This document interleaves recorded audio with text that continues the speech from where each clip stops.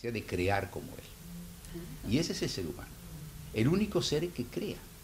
Porque si uno mira todo el resto de la escala zoológica, vemos que tienen muchos parecidos con el ser humano, pero no modifican nada. Siguen una suerte de programa que está fijo para esa especie del comienzo al fin. Un mono no puede componer música, por más que se parezca al hombre, no puede pintar, no puede componer poesías. Además, los seres humanos vivimos en permanente disconformidad. Queremos hacer algo nuevo y eso es la creación. Por ejemplo, no nos convence las habitaciones de la Tierra, del planeta. No vivimos en las cuevas, no vivimos en los bosques, no vivimos arriba de los árboles. Nos creamos nuestras propias casas, las chozas, las casas, algo hacemos. Hasta las cuevas son modificadas, pintadas, en fin, algo se hace. Entonces el ser humano construye su propia casa, pero no está conforme con esa casa. Muchas veces abandona esa casa y va a otra diferente. Está siempre buscando una novedad. Lo mismo le pasa con los alimentos. Los animales, toda la escala zoológica, se alimenta siempre con lo mismo. El ser humano no. Quiere cambiarla, y están los chefs y toda la historia de la cocina, y además el hombre inventó pasar los alimentos por el fuego, que es cambiarle completamente el sabor. Entonces tenemos una creatividad que es exclusiva del ser humano, y que es lo que al ser humano lo hace a imagen y semejanza del creador con mayúscula.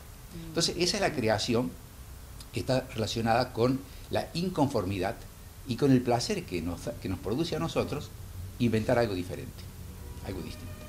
Y esto se vincula, por supuesto, con todas las artes, entre las cuales está el arte de escribir. La literatura, muy bien. Muchísimas gracias por...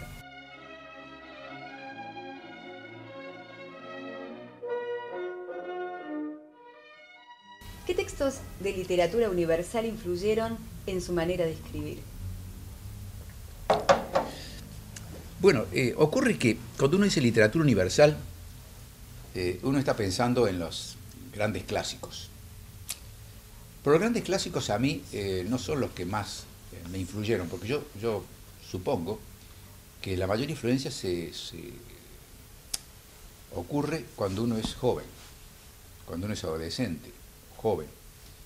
Esa literatura que se absorbe en ese momento, pero que se absorbe como una esponja, se absorbe mucho, que es la época en que, por lo menos yo he leído más, y gente de mi generación un poco más joven ha leído más, ahora ya se lee menos, pero en fin, pero en esa época se leía mucho más a esa edad. Después, cuando uno ya era más grande, había menos tiempo quizá para leer. Y yo te diría que los clásicos como que no me atrajeron demasiado, ni los leí demasiado. No leí el Quijote completo cuando era joven, no leí a Homero cuando era joven, no leí a Shakespeare cuando era joven, algunas cosas nomás. De modo que la literatura que más me llegó a mí es otro tipo de literatura. Por ejemplo, sí leí todo Salgari, que deben ser más de 100 novelas. Leí un montón de Julio Verne, leí Dostoyevsky, leí mucho Stefan Zweig, lo adoraba. Esos son los autores que más me llegaron. Y bueno, después uno sigue leyendo de todo, por cierto. Claro. Y uno trata de llenar los huecos, diciendo, bueno, me falta incorporar el Martín Fierro, entonces uno lee el Martín Fierro. Me falta incorporar el Quijote, entonces uno lee el Quijote, y así. Pero no es la literatura que de entrada me ha formado a mí. Yo creo que me ha formado esa otra literatura más cercana cronológicamente, la más recientemente escrita. ¿Y siempre te inclinaste por la narrativa o alguna vez te motivó la lírica? La lírica, yo he fracasado en la lírica. Yo intenté escribir poesía, pero no estaba conforme como la escribía. No estaba conforme. ¿No hay libros publicados tampoco? No. Ni poemas sueltos tampoco. No. Ajá.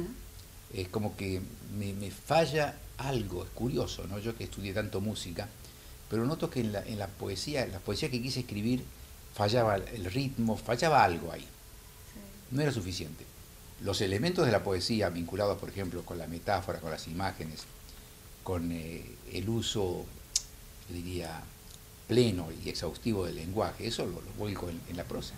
Sí. En mi prosa hay muchos párrafos que tienen poesía, Sí. pero una poesía en prosa. Claro. Ahora has escrito novelas y ensayos. ¿En qué género te sientes más cómodo? En los dos. En una época me parecía que yo descansaba de un género ejerciendo el otro. Y ahí me basaba también unas frases célebres que son como esos clichés o esos apotegmas que a uno lo ayudan a orientarse en el camino, como carteles que están en la ruta, ¿no? Que dicen, bueno, a la derecha, a la izquierda. Sí. Y es una frase de José Ingenieros, no sé si está en El hombre mediocre o en sus viajes, donde él dice que se descansa de un trabajo haciendo otro trabajo. Sí. Entonces yo descanso del ensayo escribiendo una novela, descanso de la novela escribiendo un ensayo, y lo trato de alternar. Pero a veces me ha ocurrido, especialmente en materia de ensayos, que una serie de situaciones externas eran tan poderosas que no me dejaban tranquilo y estaban como obligándome a que yo me manifestara en ese campo con respecto a esos temas. Entonces por ahí escribí algunos ensayos seguidos, 2 o 3 ensayos seguidos, pero el deseo es más bien alternarlos. Tu último libro se titula Elogio del placer. Es un ensayo. Claro, ¿qué encontrará el lector en ese libro? Bueno, lo he señalado las dificultades que tuve con ese libro. Ahí te encuentras con que está mi formación psicoanalítica, desde luego, pero también están todos los otros conocimientos que he ido adquiriendo con diversas disciplinas, algunas científicas y otras humanísticas. Y me entusiasmé mucho con el tema. Dije, bueno, es un tema que no fue bien abordado hasta ahora y me gustaría desarrollarlo. Pero cuando comencé a reunir materiales, a procesarlos, a ordenarlos un poco, dije, esto va a terminar en una enciclopedia, esto no se acaba. Porque cuando uno comienza nomás a describir placeres, a uno al principio se le ocurren 3, 4, después 10, después 20, después 30. Después uno sigue y dice, no, son 50, son 100 placeres. No termino más, voy a terminar escribiendo la Enciclopedia Británica, ¿qué es esto? No, pero a mí me fascinó porque tiene un aspecto médico, ¿sí? Del placer, tiene un aspecto cuando cuentas, por ejemplo, lo que era el placer y qué desean las madres de antes claro. Respecto del placer. Seguro. Y estos los elementos, digamos, personales también. Claro, sí. Entonces, me encontraba también con otro problema, que es que algunos aspectos del placer son motivo de polémicas, que no está el asunto redondo y terminado, como decir, bueno, lo describo y lo desarrollo y lo enfatizo por este camino, pero digo, no, pero hay otro camino que también tiene sus razones y que no puedo ignorarlo. Entonces se me convertía en una obra muy difícil de poder llevar a cabo. Sí. Y entonces dije, bueno, la única solución que me queda acá es confesarle al lector lo que me está pasando. Es decir, decirle que me cuesta escribirlo, que no puedo escribirlo. Sí. Y ahí comienza a tallar la aparición de una suerte de duende que me va dictando, que me acosa, que me dice, escribí el libro, es interesante el tema, no te acobardes, sí. Avanzá, yo te voy a ayudar, y me obliga a escribir. Entonces ahí es como una pulseada, es como un recurso que creo que es más o menos original, no sé si era totalmente original, pero más o menos original, un recurso mediante el cual el lector queda al principio como desconcertado, diciendo, bueno, ¿quién escribió este libro? Me lo dijeron en la editorial, cuando empezaron a leerlo me hablaron por teléfono, pero ¿quién escribió este libro? Pero es placentero leerlo. Sí. Entonces, claro, esto genera una suerte de suspenso también, es una vuelta de tuerca y le da un clima más ágil para poder abordar este tema y mostrar distintas opiniones, porque allí yo planteo los contrastes entre lo que yo opino y lo que opina el duende, que son los contrastes que hay en general sobre el tema, y también me permite escabullirme de la acusación de que no abordé el tema en forma exhaustiva. Yo digo, no lo hizo el duende, yo no tengo la culpa, yo no quise escribir este libro.